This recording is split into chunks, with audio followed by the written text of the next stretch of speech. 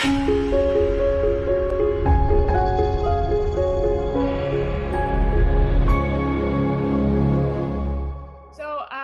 everyone. My name is Daria, and I'm a professional Scrum trainer. I'm the founder at Scrum Masters. And I think we've been just talking with Mark before we started how many times I actually came in to give a talk here with Scrum Masters of the Universe. I think it's the third one, still not sure. Gotta check back and see. So I'm here really to share my knowledge in the role of a Scrum Master, because I am working with the team as a Scrum Master. I continue to work with teams in this role, even though I obviously do as well training and just the Scrum Master type of content as well. But today we will be talking about the ideal product owner. And as a Scrum Master, well, you will be working with product owners. That's kind of a given, hopefully at least. If you don't have a product owner yet, there are some things that you can do to get one and convince your management to find the right person. But one of the things that definitely is an important part of the Scrum Master role is to help the product owner be successful. And so today we will be looking into what can you do to help your product owner be more successful. More specifically, what are some of the things what kind of skills and knowledge they need themselves in order to be successful, and how can you support them on their journey as they acquire those skills and develop them. I'm going to start sharing my screen, I think.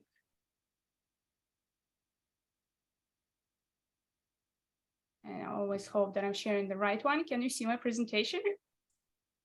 Yep, looks great, Daria. Okay, perfect. Okay.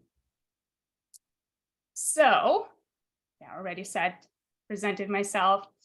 Let's start with the basics, of course, and we'll do some exercises. There will be some presentation as well. We'll try to break it down a little bit. Let's start with basics. Product owner, who and why. And as always, as a professional Scrum trainer, I'm geeking out on the Scrum Guide always, and I'm always going back to the Scrum Guide to help me answer any kind of question I might have about the roles, the responsibilities, and everything. So I went back once again to the Scrum Guide to find that key goal that the product owner is trying to achieve. Right? What is the purpose? Why are they there? Why do we need them?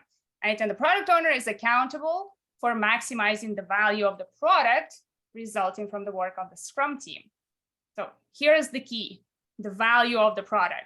There are many questions that we can ask around that, right? What is value? How do we define our product? All those things. And all of those things are obviously important for the role of the product owner. And we'll see that in our review of the skills. The product owner, maximizing the value. But what it actually means really on kind of a day-to-day. Well, we have our Scrum team and we have our stakeholders and customers, right? Who are using our product, people who are the most interested in our product, people who are investing money in it. And we need to build a bridge between them. And that bridge is the product owner. So the product owner standing in between those two, helping build that bridge, right? And then continue to hold that bridge between the Scrum team and stakeholders and customers. So the bridge between the team and customers. Now, without that bridge, we would not be able to create the value. So if we were to kind of highlight the key element of that the product owner role, that would be becoming that bridge in order to maximize the value. So we know what the purpose of the product owner role is, obviously. Now, what do they do? How do they get to that purpose? What do they need to do in order to achieve the highest value possible for the product? Very good question. And instead of me telling you a list of all of the different activities that the product owner might be doing on a day-to-day, why don't we actually discuss it and do it as a little exercise? I'm going to start off real quick immediately with a little exercise for us. So I have prepared the Miro board. that should be right now shared with everyone. And to get there, you can go to the link bit.ly/idealpo. Or you can also scan the QR code on your phone to get there as well. And you should all be arriving in the first spot here. Let me actually, I think I should be able to also show this right here. There you go. Okay. Should be arriving right here. So we have the purpose of the product owner. What we'll do is this exercise where let's try to understand what are all of the different activities day to day that a product owner would do. And you can think about the product owners you're currently working with, or maybe your assumptions about what are some of those things that a product owner would do. I have prepared enough, I think, slides for up to 12 teams. I don't know how many people we have right now and how many teams we can split them into. I think 78 participants. What would be a good one? We split by 12. I think if we split into 12 teams, should be fine. Like what, 5, 6 people per team? Sounds good. Okay, and so let's do maybe 6 minutes for this exercise. And I have, if you click, once you go into the breakout room, you will know which room you're in, right? Which number. And you will be able to find the right slide to go to. So I have 12 slides right here. Either zoom in and zoom out and look at them, or you can click on the link right here once you get into the breakout rooms. Okay, so we can start the breakout rooms. Let's do a 6 minutes, and we'll, the question is, what are all of the different activities? We're trying to create the complete list, right? The absolute list of all of the things that a product owner does day to day. And so let's do just that. Are we ready with the rooms? Perfect.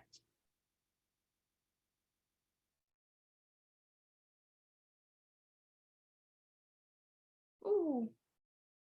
I only see 6 rooms though. I think we need 12.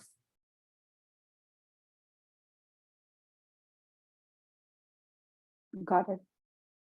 I know, because we have right now 12 people per room. Oh yeah, that's too much. Sorry.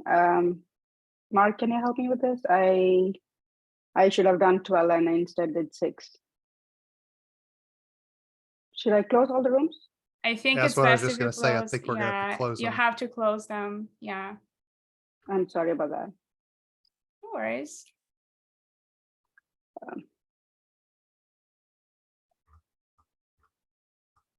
Oh, the dreaded 60-minute or 60-second. Oh, you have the 60. Oh, can we send a message? Not anymore, because we're closing Right, rooms. it's That you already, can no longer. yeah. I put in a little message here on the screen. So Hi, Yes. can you put me back on? Can I request to be put back on the team? I'm sorry, we had to close the rooms because we created less rooms. We're going to go create more rooms so that less number of people can be there. That's my fault. I apologize. We will be recreating the rooms. Just give us a few seconds. Okay, no worries. okay, yeah. So let's do 12 because 6 is just too many people on one room. Got it. Yes. Thank you. Okay, so I think everybody should be now coming back. Apologies for that. I think we didn't create enough rooms, so we have to recreate the rooms, and we're going to send you back into the rooms. So we'll have 12 rooms instead of just 6, because that's how many we have. Yes. And So- now it's open. There we go. Perfect. Ah, nice. You might be in a different room.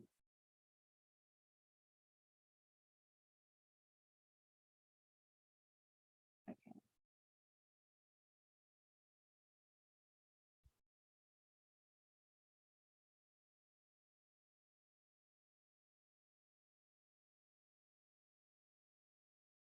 Yeah, and I can see that some people, it takes a second for them to join into the room.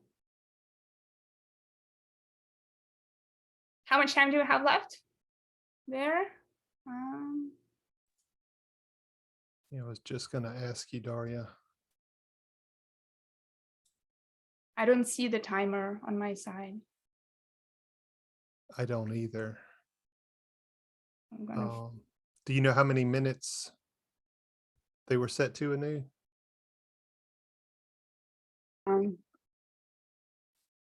I see Daria's time here, but then we can broadcast and say when we're at the last 1 minute. I can send a message. Okay. Maybe just tell Okay. everybody there's Yeah. 4 minutes left. I put Yeah, in the sure. timer in Miro, so everybody should be able to see. But I Okay. also see a lot of people who are kind of still in here, so I'm not sure if it's because they were not assigned or they were not moved into the rooms.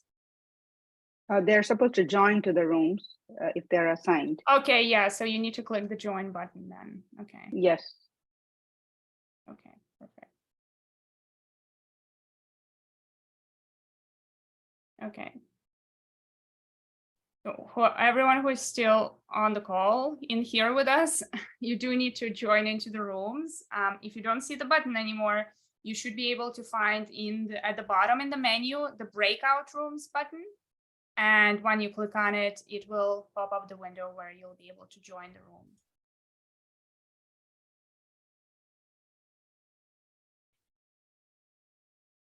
And then I knew I needed more. I need more rooms.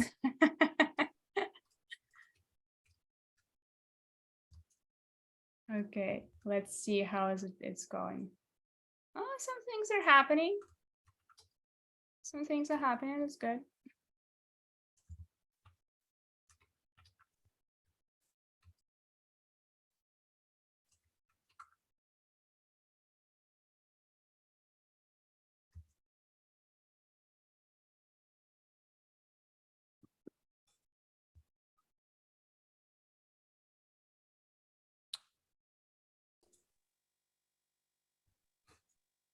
Okay, I think everybody should be now. In a few seconds. For those of you who are already here. And so I was looking at the board. I don't know if you get a chance to look at what others people were doing. You can obviously walk around the board and see in Miro what other teams have added. But some good things, lots of things. I see that some teams have added a lot. I think some teams didn't have enough post-it notes on their little page there. A lot of things, right? If we're kind of looking into all of these things that a product owner needs to do on a day-to-day in order to achieve their purpose. But I do have one very important question for everyone who's here. The question is, which of these activities are actually clearly defined in Scrum? Well, none really, right? If we go back to the Scrum Guide, not a lot is really defined in detail. Yes, we have an understanding that the product owner is accountable for maximizing the value, but then we have a little note in there in the Scrum Guide that says, well, how it is done will differ from company to company, from product owner to product owner. And so we're kind of left with this purpose. Lots of activities that we believe are important for the product owner role to be successful, but not a lot of them are defined. So let's look into what are some of the skills and knowledge that definitely are a necessity. Since a few years, I think for a few years now, that I have been using this approach to different skills and knowledge that different roles might need. And this same product owner requires distinct skills, and we have kind of 3 levels of skills. Let's put it in that way. The bare minimum skills. So what are those skills really? This is where we're getting started, the very, very beginning of that, right? And for me, without those skills, the product owner is not really a product owner. And they really could be just playing another role altogether if they do not have the skills, right? With just the bare minimum skills, the product owner would only be able to kind of play more of a proxy role, really. And the next level of skills are really required for the product owners to succeed. So the core skills. In the core skills, those are necessary for the product owner to actually successfully perform the role. So are maximizing the value of the product. That is the goal that we're trying to achieve. Right? So this is the core skills. We need those in addition to the bare minimum. And of course, progressive skills. This is where we can see that the product owner can expand and really help the product grow and the team grow and the organization as a whole become more successful, right?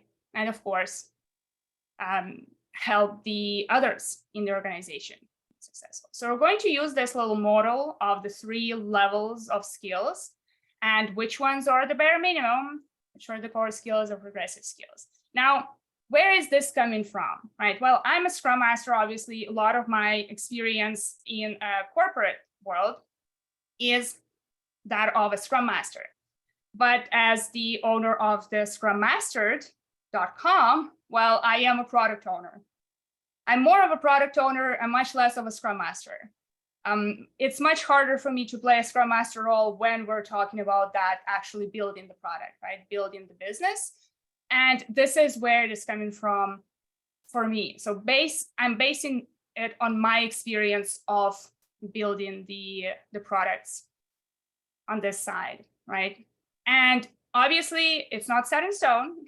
This is not Scrum, right? We said Scrum doesn't actually cover that. But those are some things that can help you already get started and identify the elements and the skills and knowledge that the product owner would need. So let's look into, I completely forgot to that I ignore the title. You can ignore the title. So the bare minimum skills. What are some of those? Well, the bare minimum skills are obviously starting more on the focus of the product, right? I have here the business acumen, product definition, actually understanding your product, customer understanding. So all of those things that a product owner would need to know to actually really get started. And you need to have already an understanding of what is a product versus project. How am I actually building a product versus just maybe delivering a project, right? And for that, we need to have more of a focus on business acumen, right? The ability to make decisions based more on that customer understanding. What do our customers actually want, right? Other things that in terms of the product definition, obviously understanding the product, that can include things like product vision, right? Why is this product important? Understanding some kind of understanding around what value we're actually trying to deliver. Then prioritization, or the better word for that would be ordering. Understanding of what is the most important. So we're already trying to figure out what would be the first thing that we want to build, right? And for that, obviously, that business acumen, customer understanding would be essential. Writing product backlog items, well, that is a must. We are working with the Scrum team, and I didn't say writing user stories, okay? Might be different product backlog items, doesn't have to be user stories.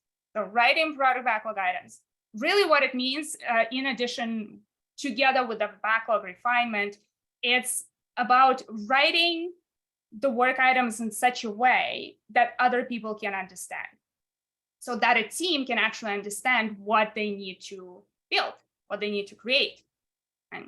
And the same way that we want to have already that level of understanding where potentially our stakeholders would be able to understand, right?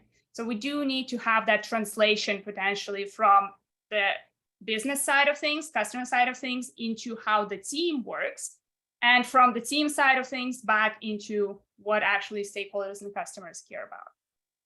That is the bare minimum. Core skills.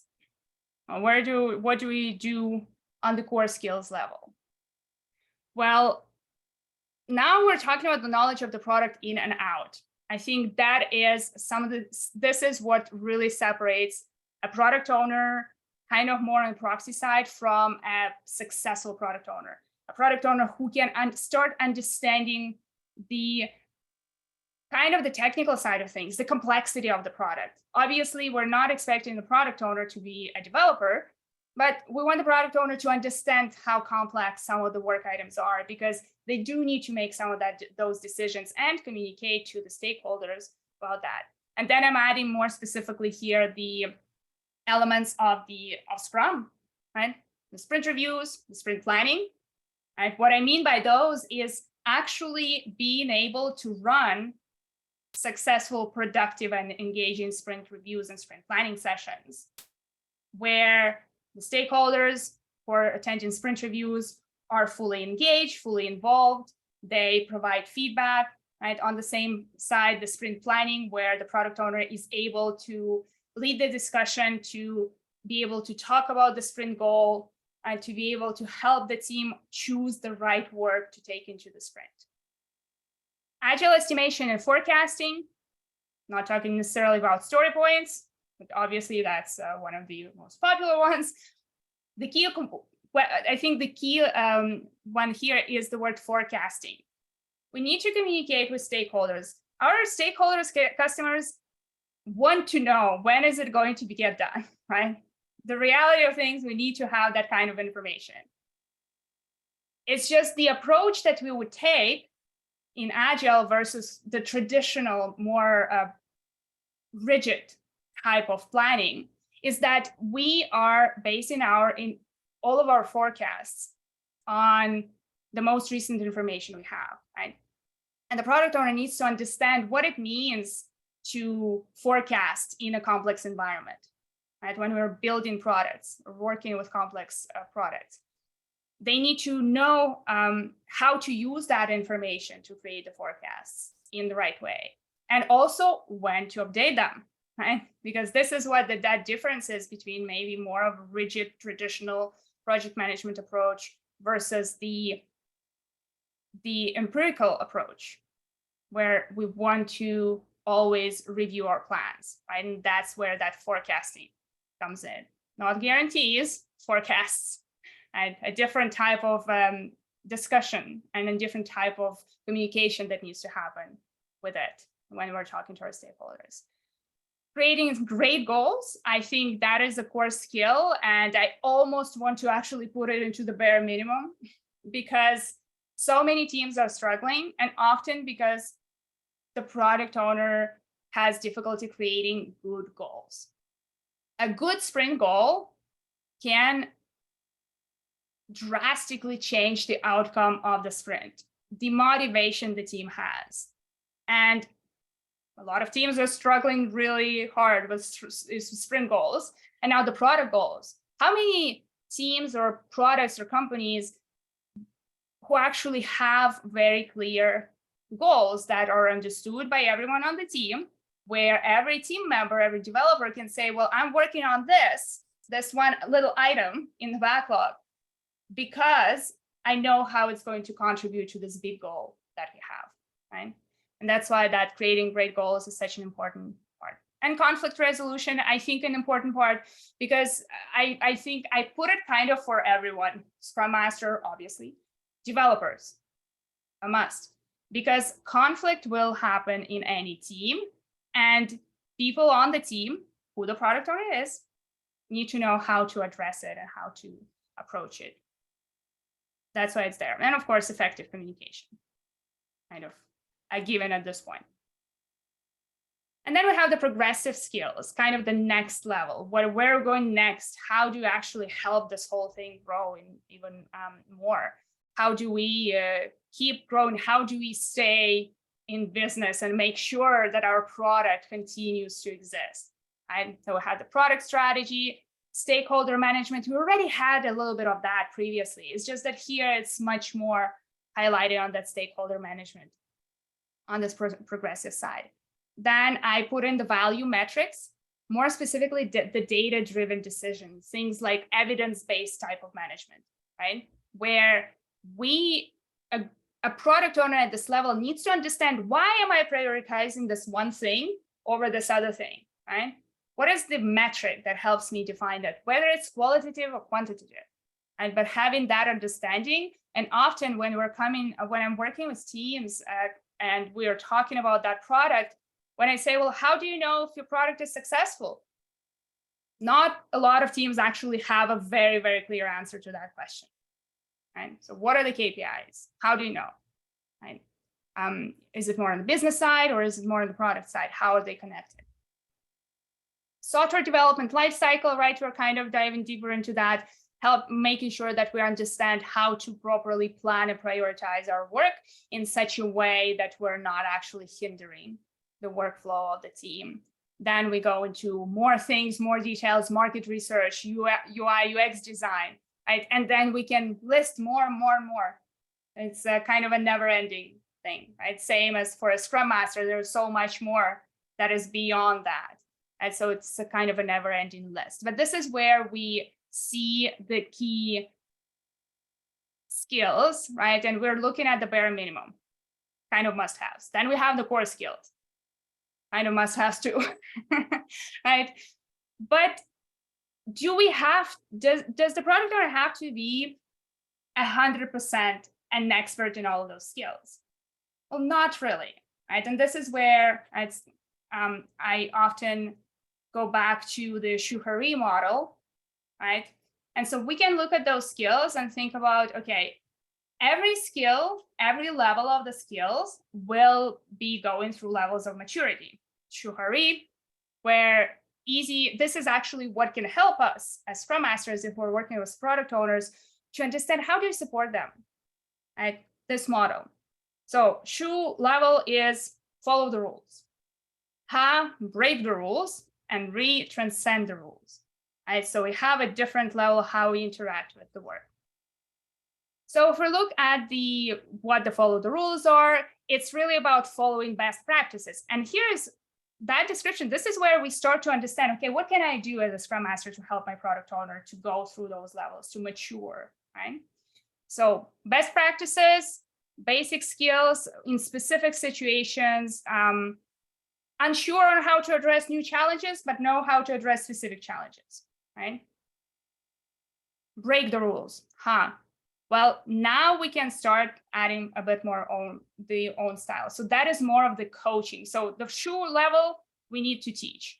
Ha level, we need to coach, right? Here's where we allow more of that accelerated learning happen because the person is confident enough in those skills in order to start trying out new things, let's put it that way.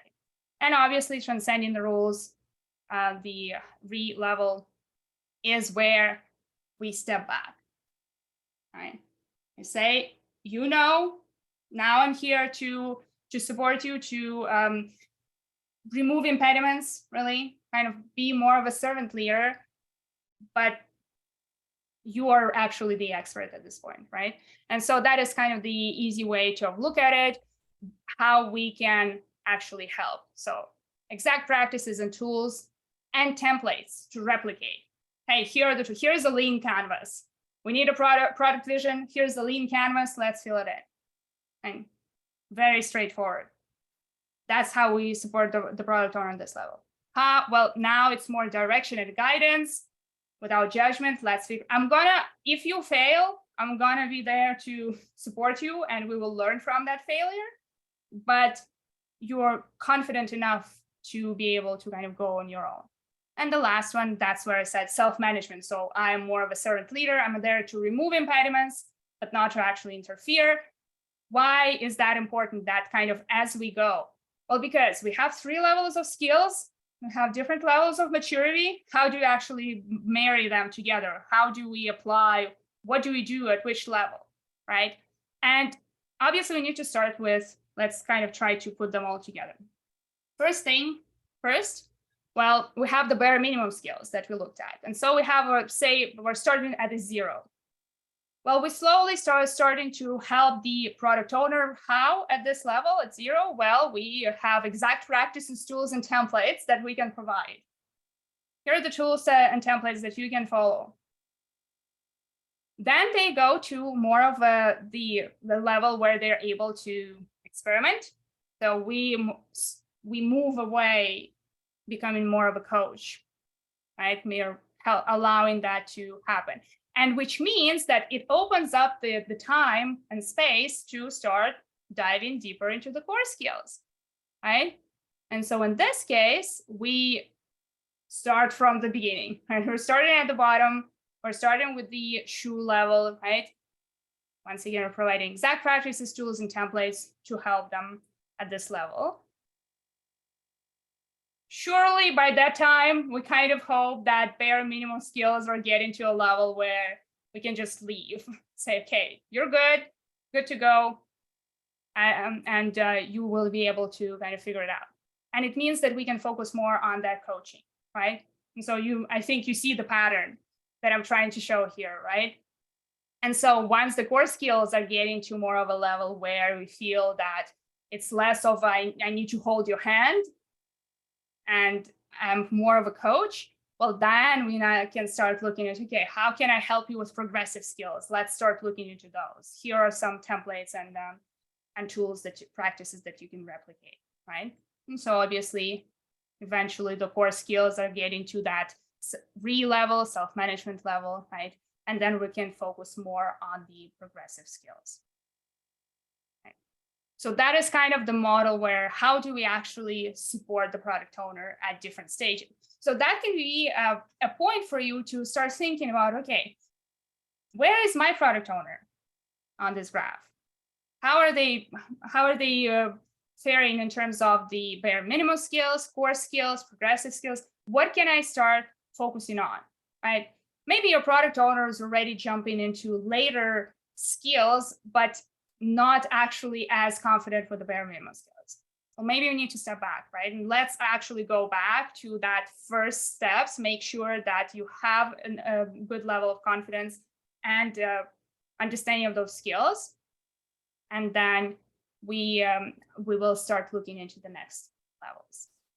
So that's kind of how I like to look at this model. I think that it's very easy and straightforward to kind of look at it in this way, how you can support the product owner.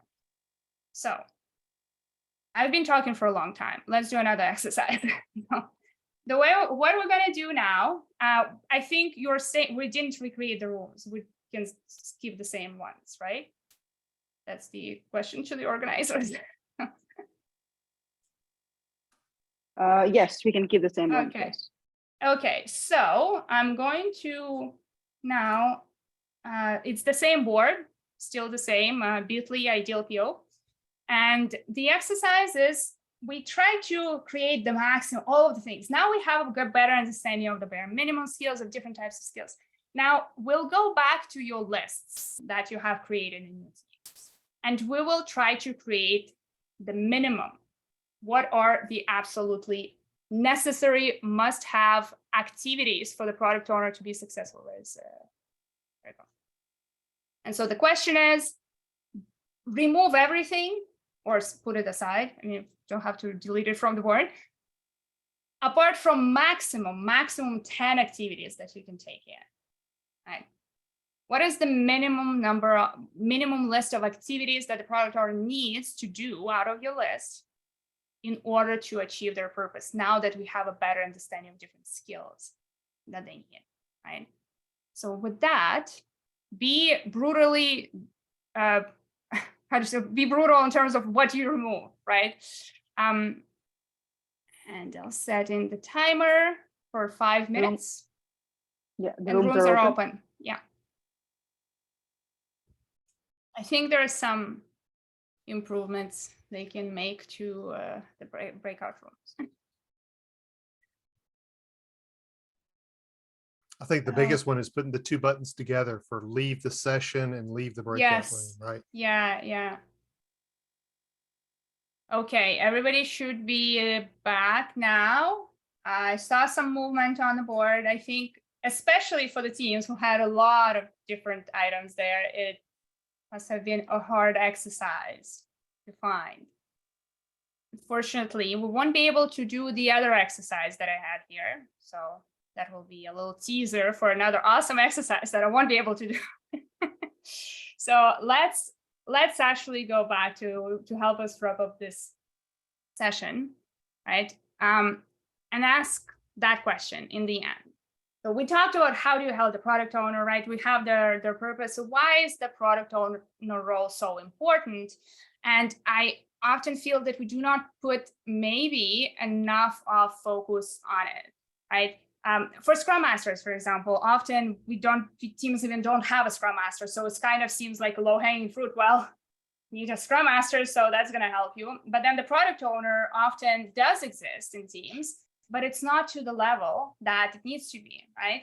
And so we don't put enough of pressure kind of on our teams and companies to actually help to focus on that role. And why it is important, I'm going to show you a slide that I actually showed in one of the presentations when I was working with a company. And it was talking to their executive team.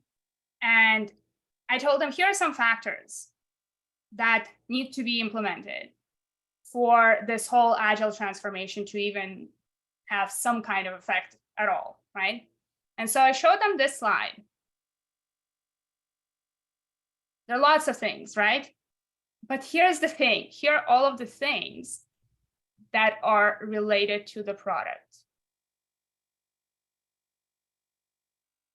In the end, it all came back to we need to figure out a lot of that stuff. We need to make sure that we have clearly defined product. For that, we need a product owner who knows how to do that, right? We need a product owner who knows, who can make decisions. And so I showed this. I specifically also highlighted, hey, these factors apply to organizations in any industry and any size. I remember I already was viewing the objections I'm going to get. So, oh, asterisks there. Yes, it does apply to your team. It does apply to your organization. But I just wanted to show you that because this is the reality is that the product owner role is as important as any. And even in this case, actually more important, because if we don't know what our product is, if we don't understand why we're building it, we will be doing projects, we will be delivering something, but will we end up as all of the sad stories of Kodak, Nokia, Blockbuster, right? Companies that were really good at delivering stuff, but no longer exist, right? Because they didn't focus on these items. Yeah, so that's kind of the all of the things that I wanted to cover. Very of the time here. So that is I will be sharing the presentation, obviously. But if you're looking for more ideas and more guidance really on how you can support a product owner, in this case, I do have a product owner guide that you can use the Smoto discount for, obviously. And it's a very big guide that I continue to evolve, adding as many tools as I can in it. Because once I started actually building it, I thought, oh, it's gonna be easy. I know all of this stuff. But the more I was looking into that, the more I understood that how much more the product owner role actually requires, and how many more tools we need to help our product owners to master. Right. So you can go to the bit.ly product owner guide if you want to learn more about this one. And the last one is if we have time for Q&A, I mean, I can stay definitely here to answer any of the questions, but you can also connect with me on all the social media. I do have like a Twitter account, but I'm not active there. So better to find me on YouTube as Scrum Mastered or Scrum Mastered website. I have a great free newsletter you can sign up for, and LinkedIn, of course, and Instagram. So that will be it in terms of the main presentation. Do we have time for Q&A? Yeah, what do you say, 5 minutes, Daria? Yeah. All right. So if you've got a question, if you want to put it in the chat for Daria, if you don't feel comfortable, otherwise, I'm sure she'd love for you to just come off mute and just ask it directly. So this is your chance.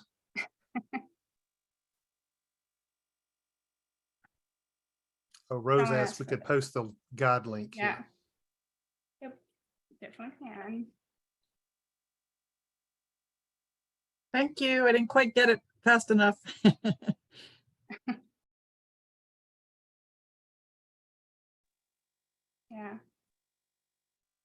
So Looks like Andrew's got a question. Go ahead, Andrew. Man, this is Yeah. this is such a, can you guys hear me? Yeah, Yeah. my mic's working. It's such an interesting time. I'm this organization and my last organization, which is where I was when I met you two first.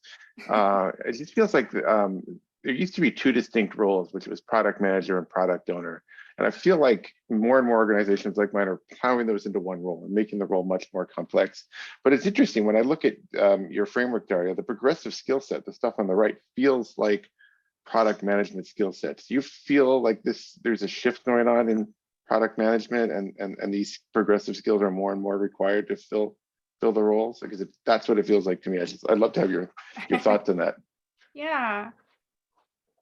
The product owner role for me was also really a product manager role, to be honest. It was just called product owner, right? Because if you look at even other skills, right? We talk about product vision, setting goals, all of that is part of the product management, right? And we want our product owners to know these things and know how to do those things, because this really is what can create success for our products. So I know that traditionally we kind of separate them, but by separating them, we're actually taking away a big chunk of the product owner role out of the Scrum team, Mm-hmm.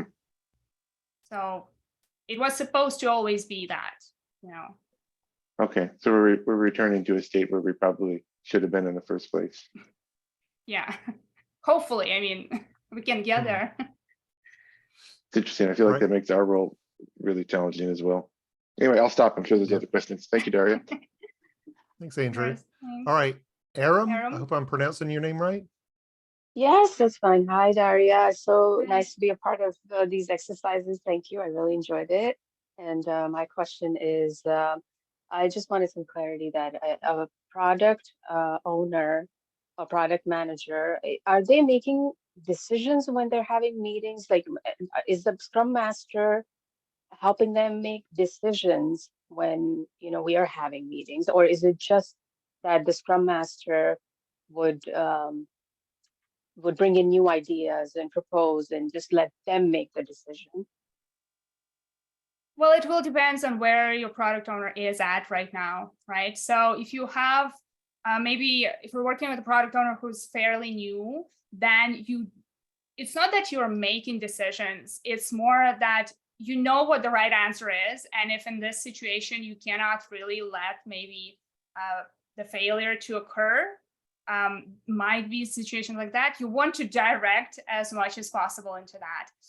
With new product owners, often I help kind of get out the information that they might have and help them organize it. For example, if product owner is really struggling with deciding what the sprint goal should be, right? I may dive deeper into saying, okay, explain everything that we need to do, and then maybe we will brainstorm. I can help you define what that goal is. I can help you kind of make the right statement that makes sense. And so not really kind of the decision that I would make, but it's more hand holding. Kind of. Okay, thank you. Awesome. I All right. think there's Last another question, Daria. Yeah, Yep. it's Last the one question. in the chat, right? Yep. What do you do if you're struggling to find the product owners for each team, and how can you support the company do that as a Scrum Master? So the first part is that the product owner is not product owner of a team, right? So it's not a team product owner. It's a product owner. So it's one person who makes the decisions on the level of the product. And so you need to first understand whether you have one product or multiple products, right? Most likely you have one product with multiple teams working on it. So you have one product owner. Then the role of the product owner becomes pretty big and complex, and they might need to actually train and delegate at this point, right? Because the product becomes bigger, because there's so many teams involved. How can you support the company to do that as a Scrum Master?